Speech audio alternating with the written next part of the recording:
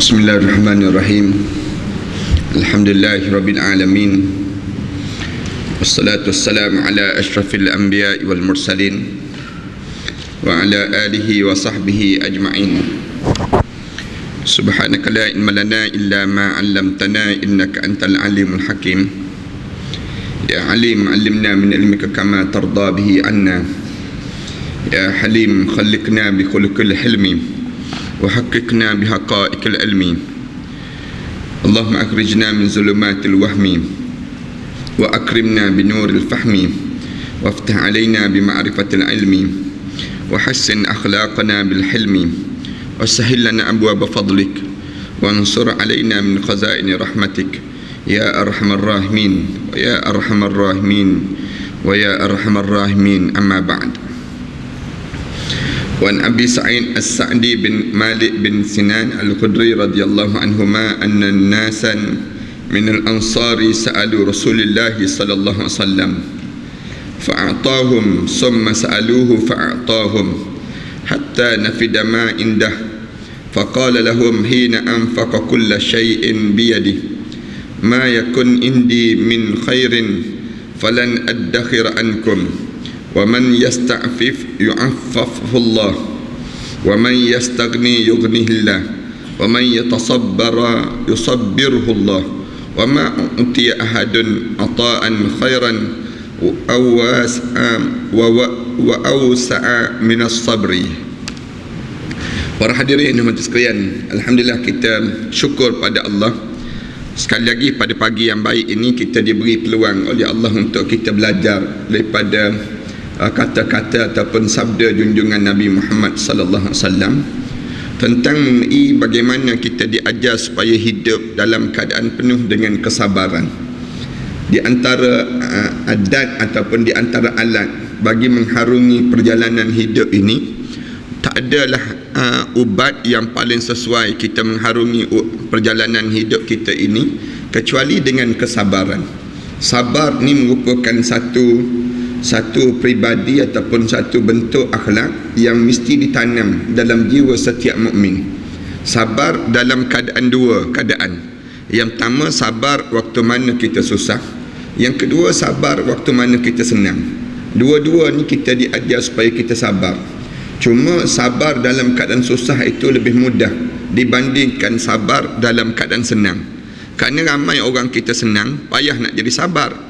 Manakala orang yang susah biasa saja, kalau dia tak sabar pun memang dia kena sabar pun. Ni keadaan kesusahan dalam hidup seseorang. Hidup kita ni Allah jadikan ujian. Tak boleh lari dalam hidup kita ni. Bila kita sebut kita mukmin, kita akan diuji oleh Allah. Ujian-ujian yang banyak. Kalau kita baca dalam hadis Rasulullah sallallahu alaihi wasallam, cerita tentang ujian-ujian ini tak lepas dalam hidup kita, berterusan dengan ujian. Oleh kerana kita akan melalui ujian, maka alat yang paling baik untuk kita nak mengharungi ujian ini ialah kesabaran. Bila kita boleh sabar, insya-Allah di waktu itu kita akan boleh mengharungi perjalanan kehidupan kita. Hari ini kita sebut hadis yang kedua, cerita dalam kesabaran ini.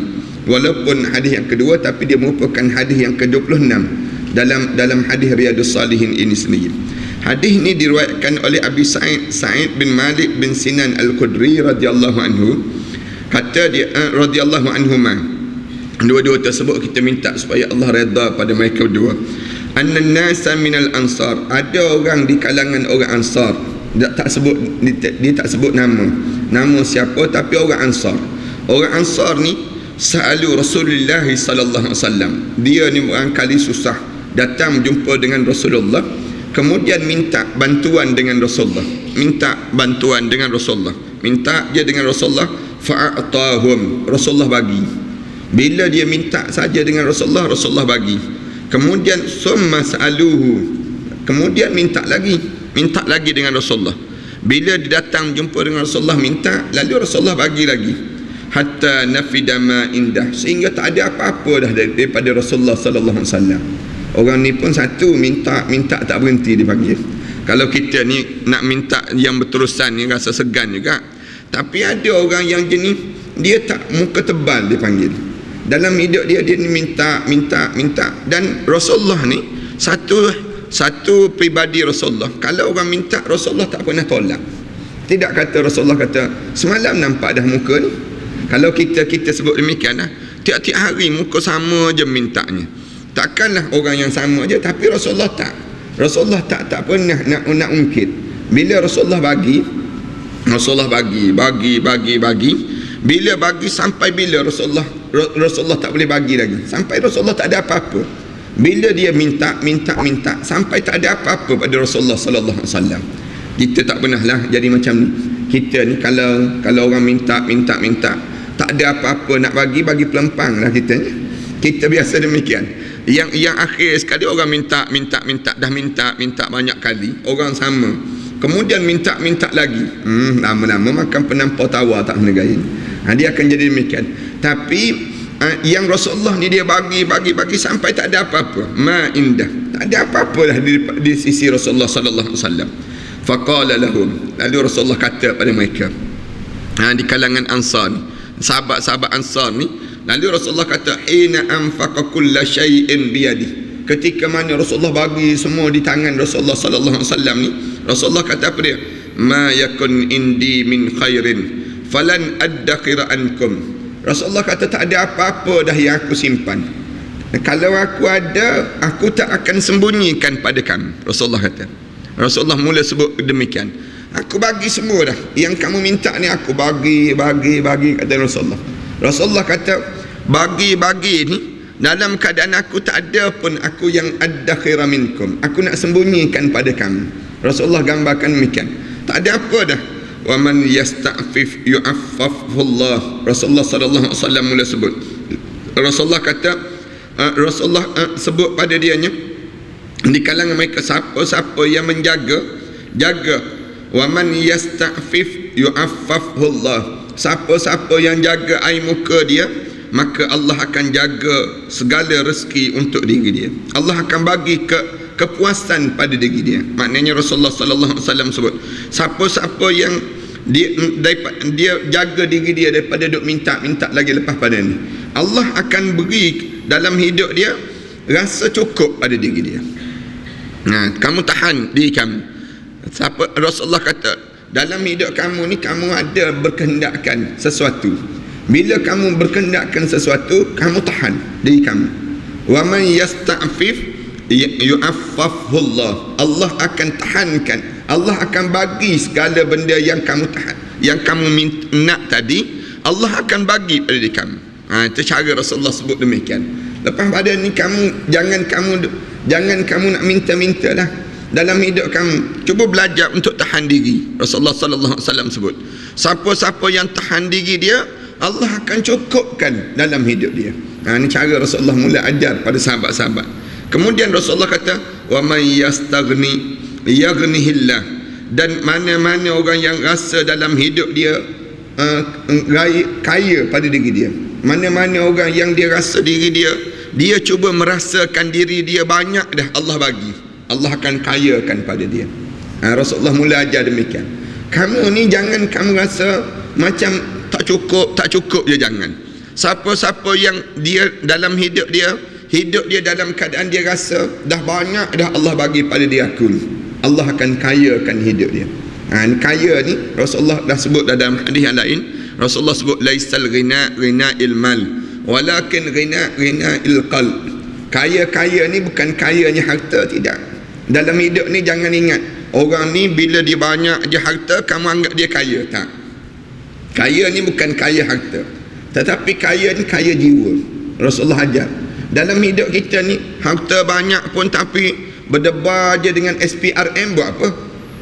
Kan kita ni duit banyak tapi berdebar je, kejap-kejap takut LHDN datang, takut berdebar, tak ada faedah langsung ni panggil. Duit banyak dalam keadaan orang ni tak kaya. Kaya ni Rasulullah sebut laisal ghina ilman. Kaya ni bukan kayanya harta. Mungkin ingat benda demikian. Walakin ghina'il qalb. Tapi kaya ni kaya jiwa. Bila jiwa kamu dah penuh dengan agama, kayalah kamu. Bila hidup kamu ni dalam keadaan yang kamu ni rasa cukup, banyaknya nikmat yang Allah bagi. Dan kita ni kalau kita duduk menung je seorang-seorang, kita fikir banyaknya nikmat yang Allah bagi dalam hidup kita ni. Nikmat, kalau kita nak kira nikmat, wa in ta'uddu nikmatallahi la tuhsuha. Kalau kamu nak bilang nikmat, tak terbilang banyak nikmat. Ana forum dengan Datuk Dr. Ahmad Yunus, Esko Kerajaan Negeri kan. Dia tanya, ni kelipan mata kita ni berapa kelip seminit? Dia tanya, kita berkelip mata kita ni berapa kelipan seminit? Dia tanya demikian. Dia buat kaji, doktor ni dia buat kajian berapa kita berkelip seminit. Kita kira, tak pernah kira pun walaupun depan mata kita. Dia tanya demikian. Ni air mata yang keluar ni, Allah bagi keluar setiap hari ni, banyak mana yang keluar air mata kita ni dalam tubuh badan kita ni. Air yang dikeluarkan oleh Allah berapa liter sehari yang keluar dari tubuh badan kita ni? Tak pernah kita kira. Berapa dah umur kita? 60 tahun. 60 tahun tak pernah kira setahun pun. Kita tanya demikian dalam hidup kita. Kenapa? Kerana kita ni orang baru, bila diberi tak pernah kita nak ambil kira dalam hidup kita. Padahal ni nikmat yang Allah bagi. Ni dalam perut kita ni berapa panjang usus yang ada ni? Usus dalam perut ni berapa panjang?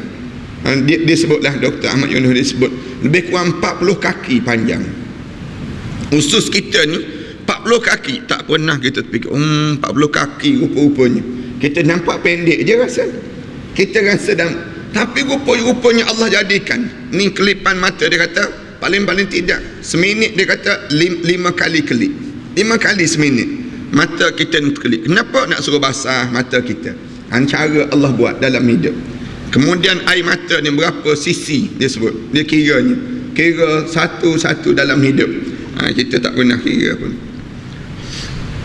Bulu kening kita ni berapa helai? Bulu kening setiap mata kita ni berapa helai?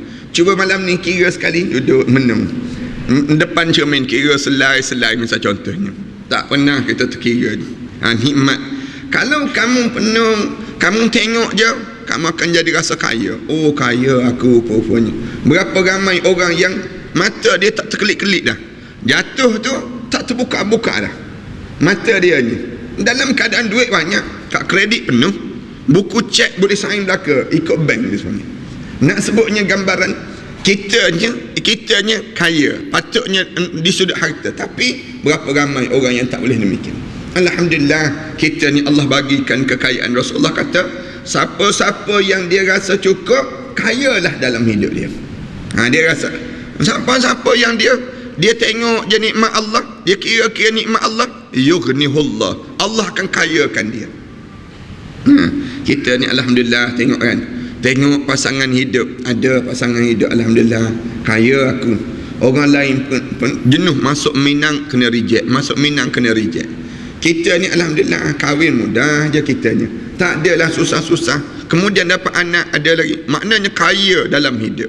Orang lain jenuh nak dapat anak, kita tak. Allah bagi anak derek-derek, 1 batalion dia panggil. Nak sebut gambaran bagaimana kayanya Allah kurniakan kita. Cukup maka diberi kekayaan oleh Allah pada jiwa dia. Ni wa man yatasabbara yusabbirhu Allah. Rasulullah kata, siapa-siapa yang dalam hidup dia mengasuh atau mendidik diri dia sabar, Allah akan anugerahkan kesabaran pada dia. Belajarlah untuk diri kamu, untuk kamu menjadi manusia yang sabar. Wa man yatasabbara yusabbirhu Allah. Mana-mana orang yang melatih diri dia, latih diri, Rasulullah kata, latihlah diri kamu ni untuk belajar jadi sabar. Wa man yatasabbara yusabbirhu Allah. Dalam hidup kamu ni, kamu kena berlatih, belajar sabar. Sabar, ustaz datang lewat misalnya contohnya. Sabar dalam hidup kita ni, makanan tak siap lagi. Sabar dalam hidup kita ni, tak sampai hujung bulan lagi. Sabar dalam hidup kita ni, latih dalam diri kita ni, yusabbirhullah. Lama-lama Allah akan bagi kesabaran untuk dia. Rasulullah sebut demikian. Dia akan ambil masa dalam hidup kita ni. Jangan cepat nak marah, jangan cepat kita ni membuka ruang untuk syaitan masuk. Jangan. Dalam hidup kita ni, kita tutup setiap ruang untuk kita nak marah, syaitan nak masuk tu, kita belajar untuk tutup ruang ini. Bila kita boleh tutup ruang ini, insya-Allah kita akan selamat. Kan ana sebut banyak kali kan, dalam hidup kita ni Rasulullah kata kita ni diuji oleh Allah 5 ujian besar. Tutup semua jalan-jalan ujian besar ni. Ujian apa dia? Orang mukmin yang dengki dengan kamu. Dalam hidup kita ni, mukmin yusiduhu, orang mukmin, sama-sama orang mukmin duk dengki dengan diri kamu.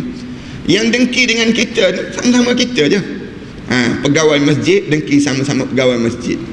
Tok imam dengki sama-sama tok imam. Ustaz dengki sama-sama ustaz. Tok mudim dengki sama-sama tok mudim. Kedengkian ni sama kedudukan. Kedengkian ni Rasulullah kata akan berlaku dalam hidup. Yang kedua, Rasulullah sebut banyak kali ni pada kita ni, dan ana ulang pun banyak kali dalam isu ni. Ana sebut yang kedua, wa munafiq yubghadahu, orang munafik yang benci pada kamu. Orang munafik dia tak suka dengan orang mukmin.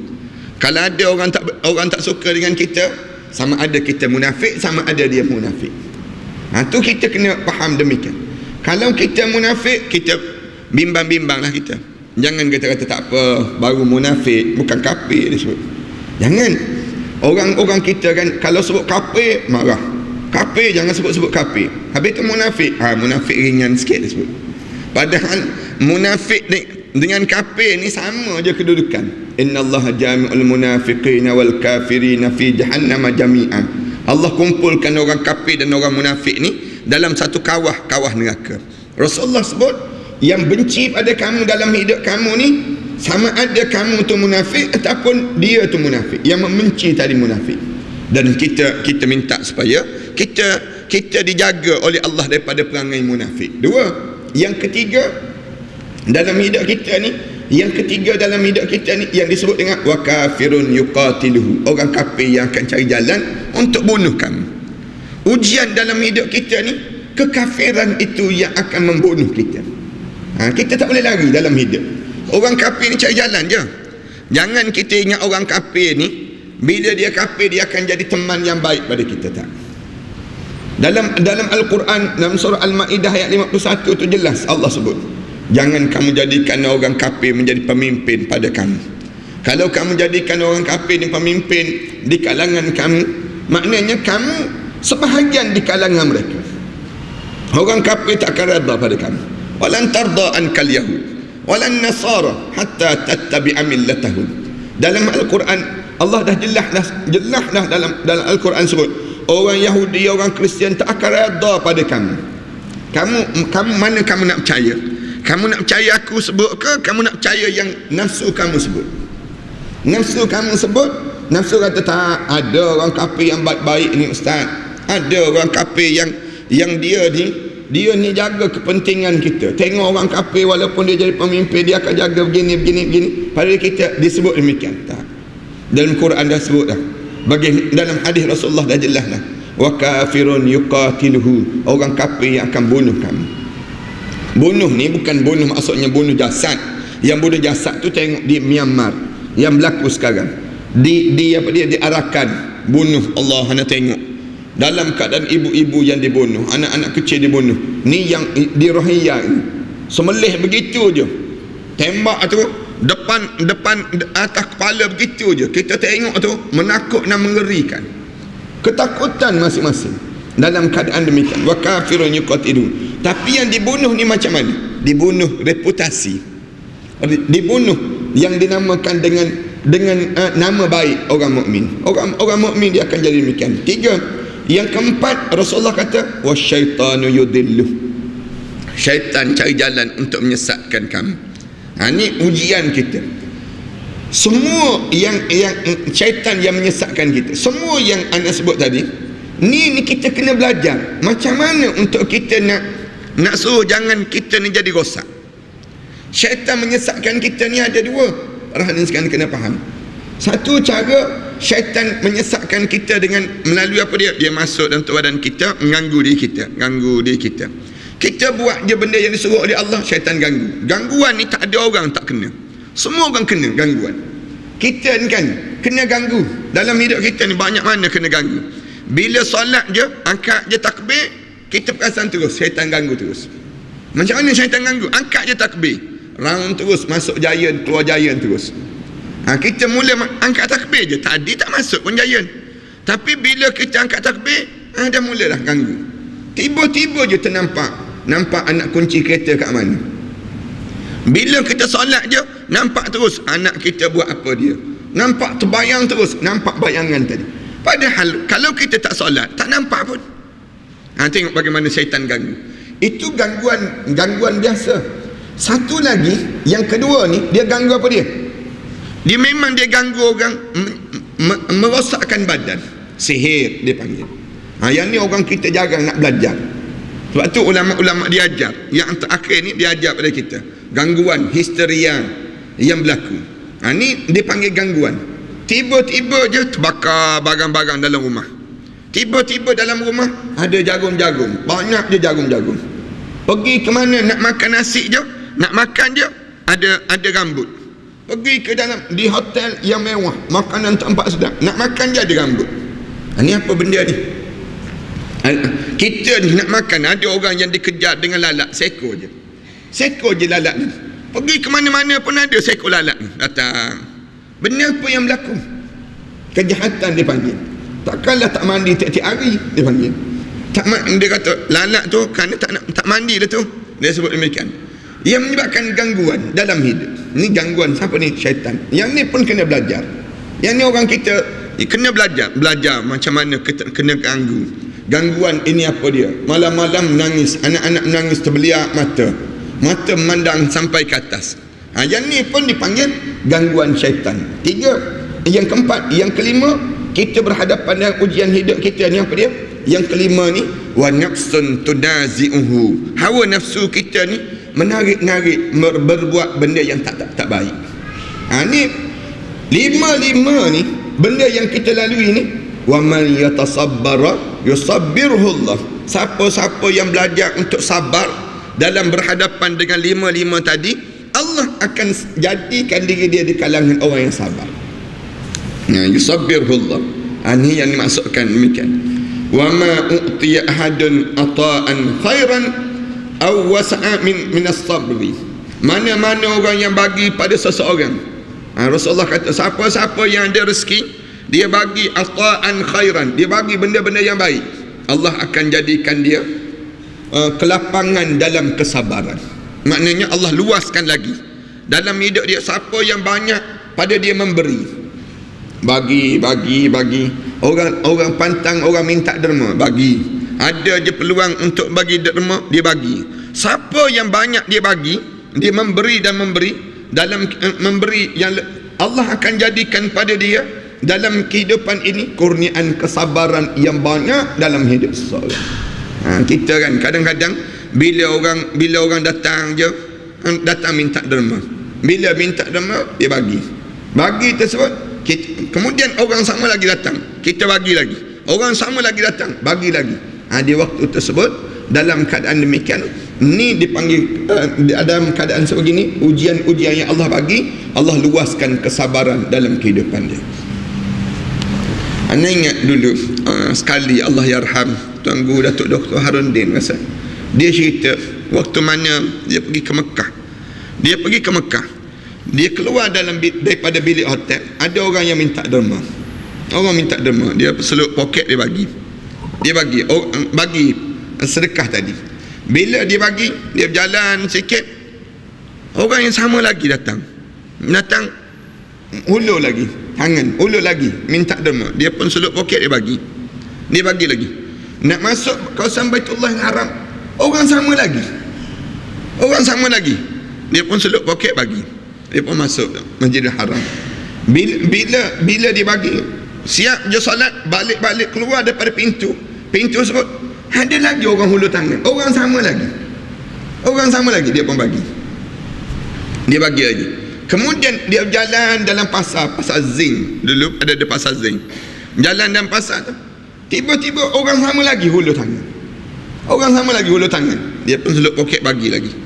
Kemudian dia nak masuk dalam hotel, dia nak naik lift, tiba-tiba ada lagi orang, dia pun tengok. Dia tengok lama sikit, dia tengok orang tu pun seluk poket bagi terus pada dia, bagi semua yang dia bagi tadi, bagi balik apa yang ada dalam poket tadi, dia bagi semua. Dia pun tolak, dia kata tak payahlah, maksudnya ambillah pada kamu. Dia bagi semua tersebut. Lepas tu orang tu pusing saja, jalan jauh sikit tak nampak terus. Malaikatlah senang cerita ni. Maknanya datang hulur tangan minta derma, datang hulur tangan minta derma. Allah, kalau kita tadi dah nampak dah muka ni, kadang-kadang Allah nak uji dengan cara macam tu. Dalam hidup kita ni, kadang-kadang kita ni kena banyak sabarlah. Rasulullah kata, bila siapa-siapa yang bagi, dia bagi, orang minta dia bagi, orang minta dia bagi, orang minta dia bagi, Allah akan tambahkan keluasan kesabaran dalam dada dia. Ni tak mudah kita nak dapat kesabaran dalam kehidupan. Habis hadis ni. Wa an Abi Yahya bin Suhaib bin Sinan radhiyallahu anhu qala Rasulullah sallallahu alaihi wasallam, Rasulullah sebut, ajaban li amril mu'min in amrahu kullahu lahu khair wa laysa dhalika li ahadin illa lil mu'min in asabatu syarra syakara fakana khairan lah wa in asabatu dharra sabara fakana khairan lah. Ini rawahul Muslim. Hadis ni cantik juga ni, hadis ni biasa ni yang kita biasa sebut ni. Hadis daripada Abi Yahya Suhaib bin Sinan radhiyallahu anhu, kata dia, Rasulullah sallallahu alaihi wasallam bersabda, Rasulullah sebut, ajaban li amril mu'min, menjadi takjub dalam setiap urusan orang mukmin. Ajaban, siapa jadi takjub? Ulama-ulama sebut sama ada malaikat yang jadi takjub, ataupun yang jadi takjub ni siapa dia? Allah sendiri yang takjub. Ajaban, Allah jadi kagum dengan orang mukmin. Ada setengah riwayat kata bukan Allah, tapi para malaikat Allah. Dua-dua ni boleh lah kita sebut. Ataupun ada riwayat yang lain kata bukannya malaikat, tetapi alam ini menjadi takjub. Makhluk-makhluk Allah ni jadi takjub dengan orang mukmin. Kenapa jadi takjub? In amrahu kullahu lahu khair. Semua dalam urusan hidup dia semua jadi baik. Semua dalam perjalanan hidup dia, in amrahu lahu khair.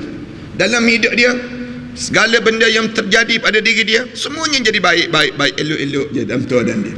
Dia tak ada nak mengeluh ke, tak ada rasa pada diri dia payah ke, susah ke, tak ada. Bahkan pada diri dia, semua yang terjadi ni, in amrahu lahu khair. Semuanya penuh dengan kebaikan. Lalu disebut, walaysa dzalika li ahadin illa lil mu'min. Tak akan terjadilah keadaan ini kecuali mesti dia orang mukmin. Mesti orang mukmin. Rasulullah sallallahu alaihi wasallam sebut demikian. Ni nak gambarkan siapa dia orang ni. In asabatu syarra syakara fakana khairan lah. Orang ni bila dia diberi oleh Allah perkara-perkara yang mudah dalam hidup dia, perkara-perkara yang penuh dengan kebaikan, dia akan syukur je memanjang. Syakara fakana khairan lah. Itu pun yang terbaik dalam hidup dia. Tapi wa in asabatud darra, tapi kalau dia diuji dengan ujian kesusahan dan kepayahan, kemudian sabara, dia sabar dalam ujian-ujian dia tadi, maka fakana khairan lah. Itu pun yang terbaik dalam hidup dia. Tak akan terjadi.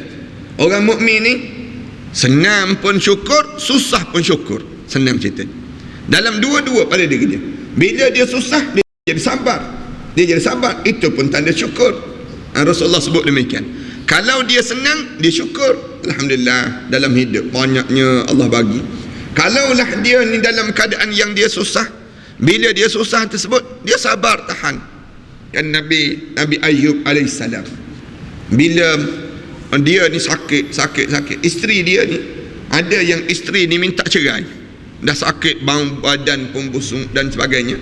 Kemudian bau badan yang teruk ni, ada yang seorang isteri dia yang tua ni datang jumpa dengan dia, doalah pada Allah, kamu ni kan Nabi, kamu ni kan sakit, takkan kamu tak boleh berdoa pada Allah? Kamu doa pada Allah. Nabi Ayub ni tanya isteri dia, berapa lama dah aku ni sakit? Berapa lama dah aku sakit? Isteri dia jawab, 12 tahun dah sakit. 12 tahun menderita kesakitan. Nabi Ayub tanya balik, yang aku sihat, Yang aku sihat berapa tahun? Bila sebut saja tanya sihat, isteri dia jawab lebih panjang masa dibandingkan dengan kesakitan. Kata Nabi Ayub AS, aku segan dan aku malu pada Allah. Nak minta dengan Allah yang nikmat sihat tu jauh lebih banyak daripada nikmat sakit. Sakit sikit je. Dalam sakit sikit ni tak boleh nak sabar. Allah jadikan aku ni nak suruh diuji oleh Allah dengan ujian nak suruh sabar je. Sabar ni satu keadaan yang perlu dalam hidup kita bila kita diuji oleh Allah dengan ujian-ujian ni. Ni latih lah. Ada orang kata, ustaz, susah ustaz nak jadi sabar. Ya, susah. Memang susah kita sebut. Kita kena latih. Dia tak mudah. Dia akan ambil masa berpuluh-puluh tahun untuk menjadikan diri kita ni orang yang bertahan dengan ujian Allah. Maknanya sabar ini bukan sampai orang boleh pijak kepala kita, tidak. Sabar ni maksudnya bila kita kena ujian, kita cari jalan untuk menyelesaikannya. Itu dipanggil kesabaran dalam kehidupan kita. Kita kan latih. Dia kata, kita ni, ya ustaz, latih berapa lama nak latih ustaz? Tak tahan, kena orang caci maki kita. Berapa lama kita nak sabar? Ustaz suruh sabar. Ustaz sendiri pun tak sabar. Nak sebutnya marah setengah orang dengan kita. Ustaz pun tak sabar. Ini kita dalam proses latihan. Dalam latih diri ni kena belajar, kena latih dalam kehidupan kita. Macam-macam PR perangai manusia yang kita akan temui dalam kehidupan kita. Sabar ni di sudut teori senang, praktikal tu susah. Masa kena tu macam belajar berenang kan, senang je. Cuba tanya orang yang mengajar berenang, senang je. Tangan kanan ke depan, tangan kiri ke belakang. Lepas tu kaki tu biar lepuk. Ini dia sebut demikian. Cuba campak jurulatih tu, nak tengok. Campak jurulatih tu dalam kolam. Tak kena gaya berlepuk. Tenggelam ke bawah. Main bola sama je. Orang yang main bola kan, yang duduk di padang, yang duduk kat tepi tu jauh lebih pandai daripada pemain. Yang kat tepi, yang penonton tu, dia kata bola sebesar tu pun tak pandai nak sepak, dia sebut. Depan gol tu sepak je lah, dia sebut. Ni yang kat luar tu. Cuba masuk dia dalam padang, nak tengok. Bila masuk dalam padang, baru tahu. Demikianlah kita ni dalam hidup sebut sabar senang, tapi bila sampai kena, yang tu yang payah. Kita nak mengharunginya. Ni. Kemudian disebut lagi, wa Anas radhiyallahu anhu qala lamma sukila an-nabi sallallahu alaihi wasallam ja'ala yataghashahu al-karb faqalat Fatimah radhiyallahu anha wa karb abtah faqala laysa alayk ala abika karbun ba'da al-yawm falamma mata qalat ya abtah ajaba rabba da'ah abtah jannatul firdaus ma'wah ya abtah ila jibril nan'ah falamma dufina qalat Fatimah radhiyallahu anha atabat anfusukum an tahsu ala rasulillah sallallahu alaihi wasallam turab, rawahu al-Bukhari. Ni ketika mana Rasulullah tenang ceritanya daripada Anas radhiyallahu anha, lamma sukila nabi sallallahu alaihi wasallam, ketika mana Rasulullah sallallahu alaihi wasallam tenang sangat. Sukila ni maknanya beban sangat, dekat dengan sangat kewafatan Rasulullah. Ja'ala yataghashahul karb, maka dalam keadaan demikian Rasulullah sallallahu alaihi wasallam diliputi dalam keadaan rasa sakit tersebut. Yataghashahul karb, Rasulullah rasa sangat kesakitan di saat mana bebanan itu. Faqalat Fatimah radhiyallahu anha, kemudian Fatimah radhiyallahu anha, dia tengok ayah dia ni dalam keadaan yang Rasulullah ni sakit sangat ni. Fatimah kata apa dia? Fatimah sebut wa karba abata, katanya Fatimah, Allah kesiannya ayah, dia sebut. Ayah kesian, dia sebut. Bila Rasulullah tu dekat dengan wafat, nak buat macam mana? Lalu Fatimah radhiyallahu anha ni dia sebut wa karba abata, dia sebut. Dia kata Allah kesian ayah. Nak buat seorang anak perempuan, bila dia tengok ayah dalam keadaan yang sebegitu, Allah, hati anak perempuan ni dia beza dengan anak lelaki. Anak lelaki dia tengok je begitu je. Anak perempuan ni bila dia dengan ayah dia jauh, dia rasa dia tak boleh tengok ayah dia susah. Ni rapatnya Fatimah dengan Rasulullah sallallahu alaihi wasallam. Lalu dia kata, wa karba abata. Rasulullah dengar saja, Rasulullah jawab terus, laisa ala abika karbun ba'dal yaum. Maknanya Rasulullah kata, lepas pada ni tak ada dah sakit ni Fatimah. Rasulullah kata, ayah kamu lepas pada ni tak rasa sakit macam ni dah. Rasulullah sebut pada Fatimah ni, falamma mata, lepas pada Rasulullah wafat saja, ya, lalu katanya Fatimah ni sebut, bila Rasulullah dah wafat dah, Fatimah ni sebut terus, ya abata ajaba rabba da'a. Ayah, dia kata, ayah telah sahut seruan Allah. Ajaba da'a, Allah, ayah dah mengadap, menjawab panggilan ilahi. Menjawab panggilan ilahi. Ya abata jannatul firdausi ma'wa. Dia sebut, wahai bapaku, wahai ayahandaku, dalam syurga firdaus lah kesudahan kamu. Disebut demikian. Ya abata ila jibrilun nan'ah. Lalu disebut, wahai ayahku, ya abata ila jibrilan nan'ah, pada Jibril lah disampaikan berita wafatnya ini. Falamma dufina, ketika mana dikapankan Rasulullah, qalat Fatimah radhiyallahu anha, lalu Fatimah sebut, atabat anfusakum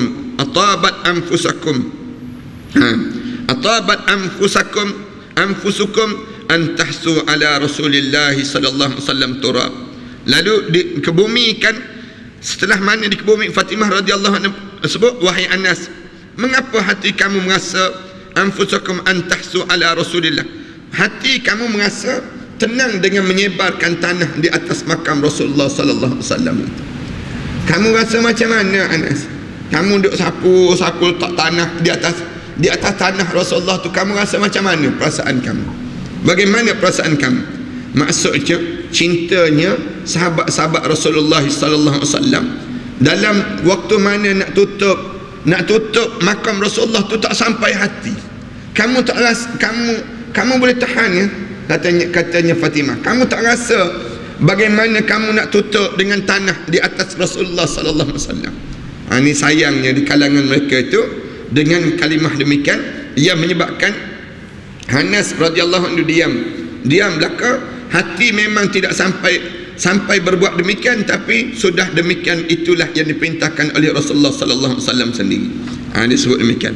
Rasulullah antahsu ala Rasulullah turab atabat anfusakum, sampai hati kamu letak tanah di atas Rasulullah. Anas, kamu sampai hati letak tanah di atas Rasulullah dan keadaan sebegitu? Anas jawab, dia kata, itulah yang disebut oleh Rasulullah, maknanya sabarlah dalam ujian ini. Sayang, mana orang tak sayang pasal dalam hidup ini? Sayang Rasulullah, sayang, tapi diajar macam mana untuk jadi sabar. Jadi sabar di saat mana dalam keadaan berpisah dengan Rasulullah sallallahu alaihi wasallam. Allahu akbar. Cerita sedih, tetapi dalam sedih itu penuh dengan kesabaran.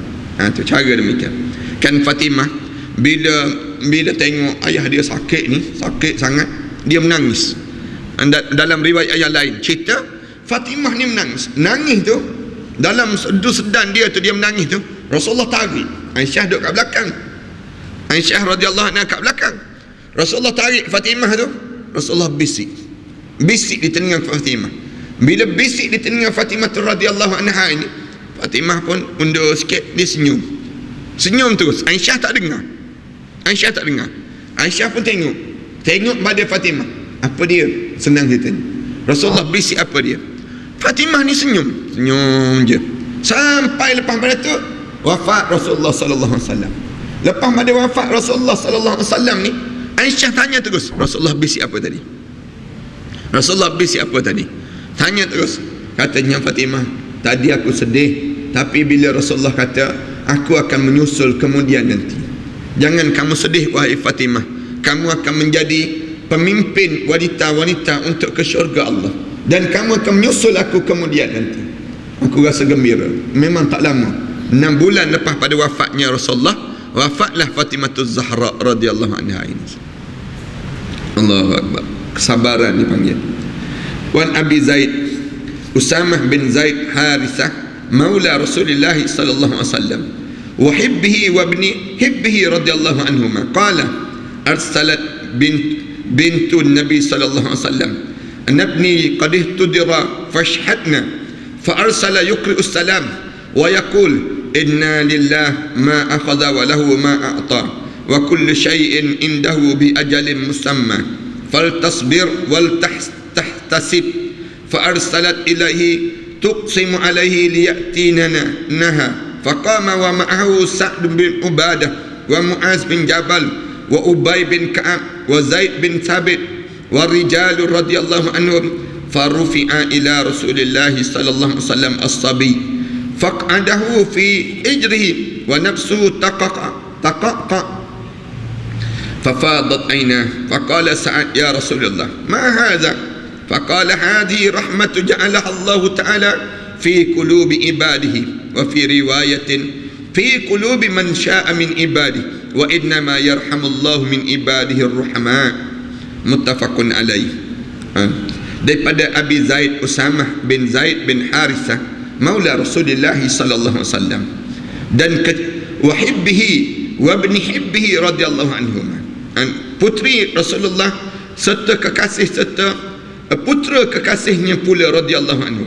Ini berlakunya satu peristiwa. Arsalat bintun Nabi sallallahu alaihi wasallam, dihantarnya dipanggil hamba dihantar oleh seorang puteri Rasulullah sallallahu alaihi wasallam, anak Rasulullah sallallahu alaihi wasallam kepada Nabi. Cerita bagi tahu anak dia ni cucu Rasulullah lah. Cucu Rasulullah ni dalam keadaan yang sakit. Kemudian suruh hamba ni bagi tahu pada Rasulullah, yang cucu dia yang sakit. Anna Nabi qad ihtudira fashhadna, bagi tahu pada Rasulullah, suruh Rasulullah datanglah dan Rasulullah lihat keadaan yang berlaku pada kita ni semua. Kemudian dihantarnya yang disebut dengan hamba tadi. Hamba bagi tahulah kejap pada Rasulullah. Hamba tadi maula Zaid bin Haris maula Rasulullah SAW. Zaid bin Haris ni dihantar oleh puteri Rasulullah untuk bagi tahu pada Rasulullah yang cucu dia ni sedang dalam keadaan yang dalam keadaan yang sakit tenat. Bagi tahu. Kemudian fa arsala yuqri'us salam. Rasulullah balas balik. Rasulullah bagi tahu, Rasulullah kirim salam. Rasulullah tak ada tapi Rasulullah kirim salam. Kemudian wa yaqul inna lillahi ma akhadha wa lahu ma u'tiya. Kemudian kita yang akan meninggal, kemudian dia sebut lagi nak meninggal dunia dah. Lalu dikabarkan kabar sampai bagi salam. Bila bagi salam saja yuqri'us salam wa yaqul inna lillahi ma akhadha. Rasulullah pesan, Rasulullah kata bagi Allah lah dia nak ambil dan bagi Allah lah untuk dia memberi. Rasulullah sebut demikian pada puteri dia. Rasulullah kata beginilah, sebut pada anak perempuan aku tu, Allah lah yang boleh mengambil dan Allah lah yang boleh memberi. Itu cara. Bila wa kullu syai'in indahu bi ajalin musamma, setiap satu ni semua dah Allah tulis dah ajal dia ketika mana dan di mana. Cara Rasulullah nak didik anak perempuan dia. Rasulullah sallallahu alaihi wasallam nak didik anak perempuan dia ni, Rasulullah tidak kata bingkah bangun pergi duduk dekat, tak. Rasulullah sallallahu alaihi wasallam, Rasulullah kata kirim salam je lah ke anak perempuan aku tu, kemudian bagi tahu pada dia Allah lah yang memberi dan Allah lah yang mengambil. Dan ajal-ajal kita ni Allah dah tulis ketika mana, di mana dan bagaimana ni Allah dah tulis semua dah. Kemudian fal tasbir wal tahtasib, kamunya kena banyakkan sabar dan kena banyak bertahan. Rasulullah sebut demikian, fal tasbir wal tahtasib, sabar dan banyakkanlah bertahan. Fa arsalat ilaihi tuqsimu alaihi liyatiniha, kata kemudian dalam keadaan itu lama lepas pada tersebut Puteri Nabi SAW kirim lagi berita serta sumpah padanya supaya Rasulullah datang segera, datang lagi dalam keadaan begitu. Lepas pada dah bagi tahu dah pada puteri Rasulullah, tak lama lepas itu meninggal dunia. Meninggal dunia cucu Rasulullah. Lalu bila meninggal dunia ini, kemudian dalam keadaan meninggal dunia ini diberitahu oleh puteri Rasulullah, datang siapa ni, Zainab ke Ruqayyah ni, anak tak teringat cerita dia. Anak siapa ni? Anak perempuan Rasulullah sallallahu alaihi wasallam. Bila diberitahu balik bagi tahu oleh Rasulullah, anak perempuan Rasulullah ni bersumpah supaya Rasulullah datang Rasulullah suruh ayah dia datang. Rasulullah sallallahu alaihi wasallam bila paqama, Rasulullah bingkah bangun terus. Bila puteri kali yang kedua ni datang, wa ma'ahu Sa'ad bin Ubadah, bersama dengan dia Sa'ad bin Ubadah, kemudian Muaz bin Jabal, Ubay bin Ka'ab, Zaid bin Sabit, sahabat-sahabat yang besar ni semua bingkah bangun, dan berapa orang lelaki yang lain bersama dengan Rasulullah sallallahu alaihi wasallam. Bila datang bukan wafat lagi, tak wafat lagi, cuma dia dihantar. Kali yang kedua ni puteri dia ni minta sangat, puteri Rasulullah ni minta sangat, datanglah Rasulullah, datanglah ayah, nak suruh tengok cucu ni. Bila dalam keadaan nak suruh tengok cucu ni, Rasulullah kali yang kedua ni memang beria dah, tak wafat lagi dia panggil. Kemudian Rasulullah datang. Bila Rasulullah datang tu, anak kecil ni pun kemudian farufi'a ila Rasulillah sallallahu alaihi wasallam sabi, lalu diangkat anak kecil ni, letak di atas riba Rasulullah sallallahu alaihi wasallam. Bila letak di atas pangkuan Rasulullah, dalam keadaan faqadahu fi hijrihi wa nafsuhu taqaqqa, dalam keadaan nafas dia termengah-mengah. Nafas anak kecil ini, cucu Rasulullah ni, dalam keadaan yang taqaqqa, lekat-lekat nafas ini sendiri.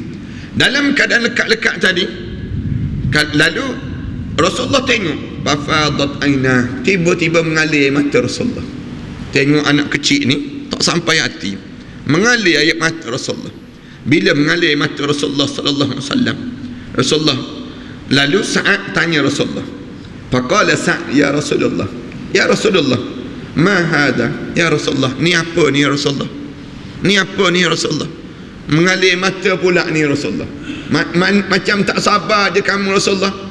Lalu Rasulullah sallallahu alaihi wasallam jawab, air mata ini, hadhihi rahmatun ja'alahu Allahu fi qulubi ibadi, inilah rahmat Allah yang Allah turun, kesan rahmat Allah yang Allah jadikan dalam hati setiap orang mukmin. Tidaklah kata sabar ni sampai tak menangis, tidak. Kadang-kadang menangis tersebut itu tanda kasih sayang Allah yang keluar. Habis itu yang sabar ni jangan sampai kamu mengacau, jangan sampai kamu tak sedar diri. Itu maksud sabar.